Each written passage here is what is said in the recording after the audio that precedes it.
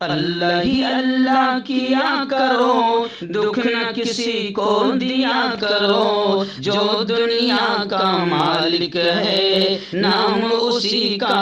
السلام علیکم ورحمۃ اللہ وبرکاتہ۔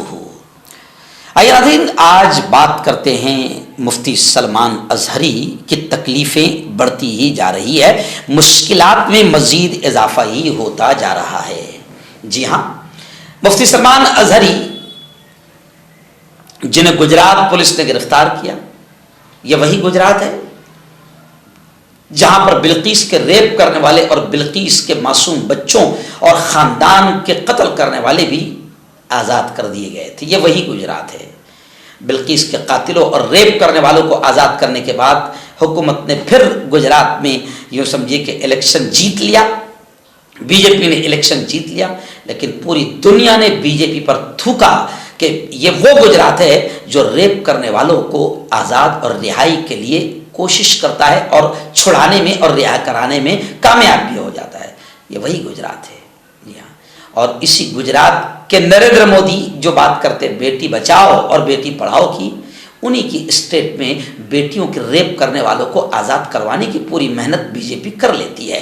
اسی گجرات پولیس نے مفتی سلمان اظہری کو گرفتار کیا ہے اور اب ان کی مشکلات بڑھاتے جا رہے ہیں اور ان پر ایک کے بعد ایک کیس درج کرتے جا رہے ہیں۔ اور ابھی یہ خبر آ رہی ہے کہ مفتی سلمان اظہری پر پھر تیسرا مقدمہ درج کر لیا گیا ہے، تیسری ایف آئی آر درج کری گئی ہے۔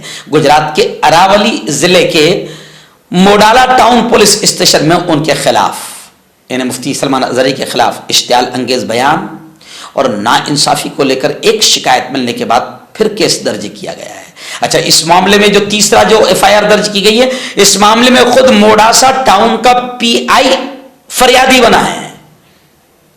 پی آئی خود فریادی بنا ہے، یعنی کوئی لوگ نہیں تیار ہوئے ہوں گے تو خود پی آئی فریادی بن گیا ہے۔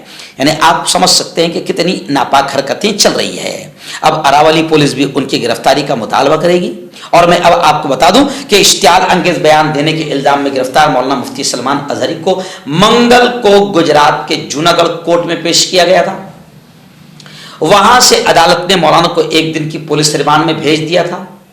جی ہاں، پھر دوسری ایف آئی آر درج ہوئی اور اب تیسری ایف آئی آر بھی درج ہو گئی ہے اور خود اس میں پی آئی فریادی بنے ہیں۔ یعنی آپ سمجھ سکتے ہیں کہ مفتی سلمان اظہری کو پھر پھنسانے کی کوششیں کی جا رہی ہے اور مفتی سلمان اظہری کو لے کر پورے ملک میں ہنگامہ مچا ہوا ہے، کیونکہ مفتی سلمان اظہری کو جس شعر کے بولنے پر یا جس پروگرام کے بعد میں گرفتار کیا گیا ہے، اس پروگرام پر لوگ کہہ رہے ہیں کہ مفتی سلمان اظہری نے نہ کسی قوم کا نام لیا نہ کسی سماج کا نام لیا، جبکہ ملک میں خود ممبئی میں ایسے بی جے پی کے نیتا ہے جو کھلے عام مسلمانوں کو مارنے کاٹنے کی بات کر رہے ہیں، دنگے فساد کی بات کر رہے ہیں، جو کھلے عام یہ کہہ رہے ہیں کہ اگر پولیس بھی تمہارے بیچ میں آئے تو پولیس کو بھی مارو۔